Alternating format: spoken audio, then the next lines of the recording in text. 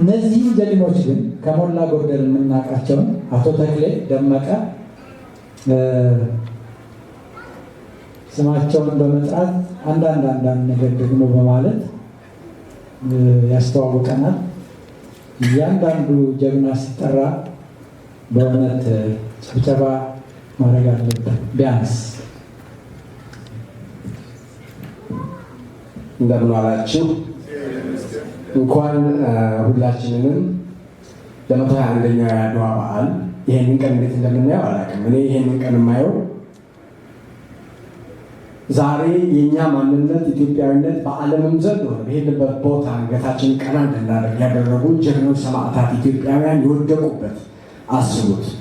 አፄ ምኒልክና እቴጌ ጣይቱ በአንድነት ከ100,000 ጦር በላይ የመሩበት በዛን ዘመን የነጭ ጥቁርን ሰው ባላለበት ባልቆጠረበት የኛ የቶቹ አባቶቻችን ግን ዛሬ አረንጓዴ ቢጫ ቀይ ሰንደቅ ዓላማ ቅድም ይሄ እስክስታ ማንኛውም ማንነታችን የዛሬው ቀን ይሄ ቀን ታላቅ ክብር ቀን ነው። በዚህ ቀን ቅድም መርዝ እንዳለው የተዋደቁት የወደቁት ከዛ ሁሉ 100,000 ጦር ውስጥ ጥቂቶቹን ጀግኖች አባቶቻችንን የጥቁር የሰው ዘር በዓለም ላይ ቀና እንዲያደረጉትን ስማቸውን በማስታወስ ሁላችንም እንድንዘክራቸው እዘረዝራለሁ።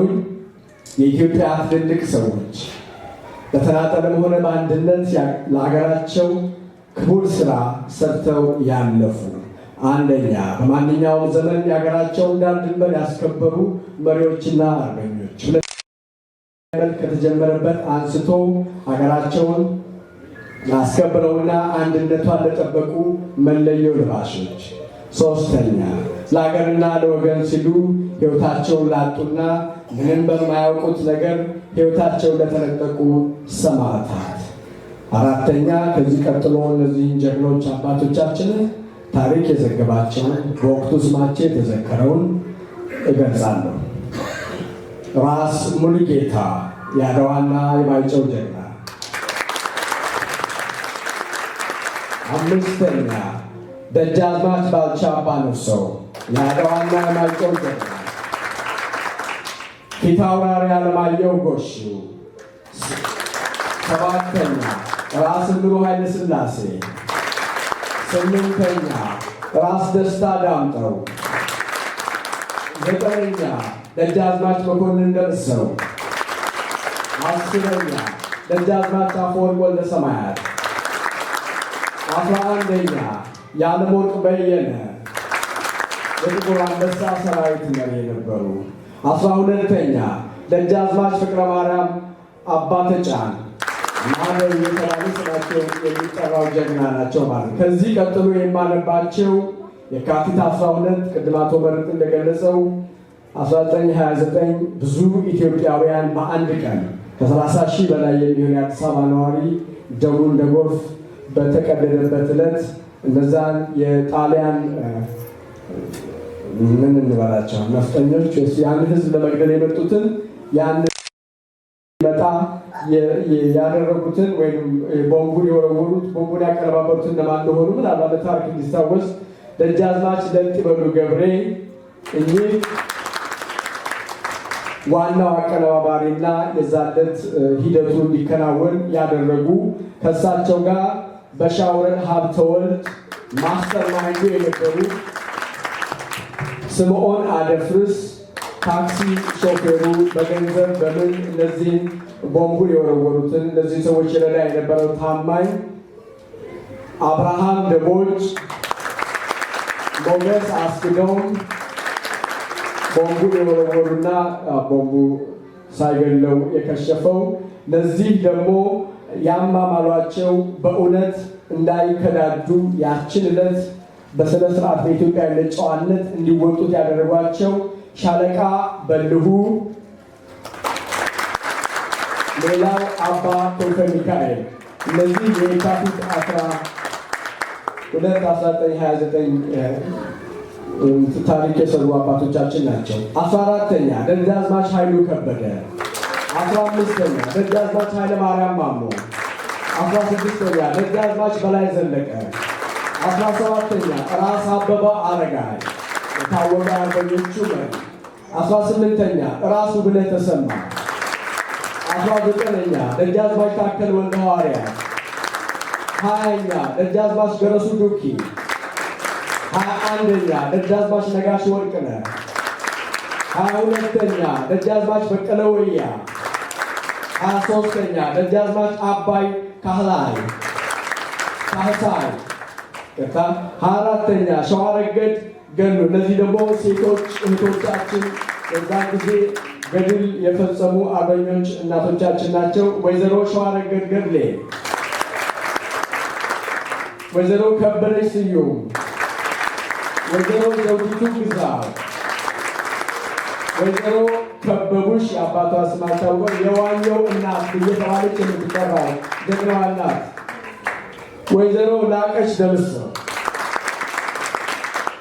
በመቀጠል አቡነ ጴጥሮስ ሁላችን እንደምታውቋቸው፣ አቡነ ሚካኤል፣ አለቃ መርሻ ወልደ ማርያም። እኚህ ቅኔ ደህና ሰንብች፣ ወንጌል ደህና ሰንብች ብለው ከጦሩ ጋር የተቀላቀሉ አባት የቤተ ክህነት አባት ናቸው። 32ኛ ደጃዝማች ኡመር ሰመተ የሐረሩ ጀግና ጫት ይዤ የምመጣ እንዳይመስልህ ብሎ የተዋደቀ የተጋደለ ጀግና ነው። 33ኛ ዘርአይ ደረስ፣ 34ኛ ኮሎኔል አብዲሳ አጋ፣ 35ኛ ራስ ስብሃት፣ 36ኛ ቢትወደድ አዳነ መኮንን፣ 37ኛ አባ ታመነ ገብሩ፣ 38ኛ ደጃዝማች በየነ መርዕድ፣ 39ኛ ደጃዝማች ነሲቡ ዘአማኑኤል፣ 40ኛ ደጃዝማች ገብረ ማርያም ጋሪ፣ 41ኛ ደጃዝማች ሽመልስ ሀብቴ፣ 42ኛ ፊታውራሪ ተክለ ሐዋርያት ተክለ ማርያም፣ 43ኛ አክሊሉ ሀብተወልድ፣ 44ኛ ዶክተር መላኩ በያን፣ 45ኛ ጀነራል ጀጋማ ኬሎ በህይወት ያለው አርበኛ ጀግና፣ 46ኛ ጀነራል ለማ ገብረ ማርያም፣ 47ኛ አልቶ ወልደ ማርያም የንግሥት ዘውዲቱ በገና ደርዳሪ፣ 48ኛ ደጃዝማች ፀሐይ እንቁ ስላሴ።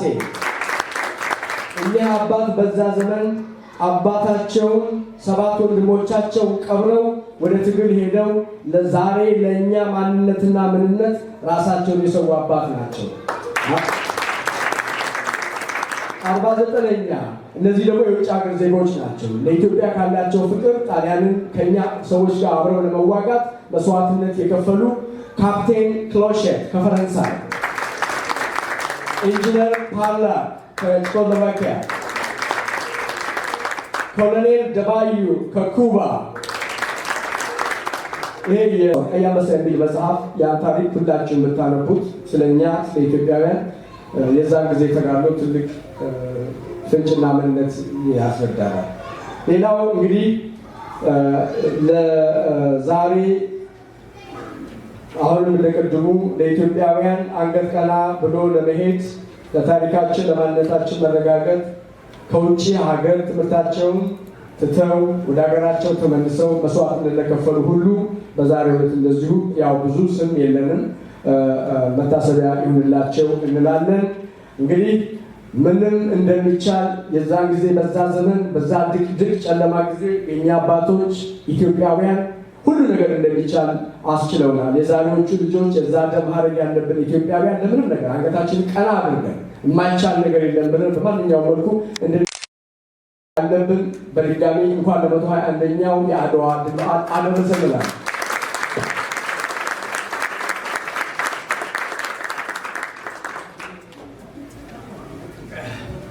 በጣም እግዚአብሔር ይስጥልን ተተክሌ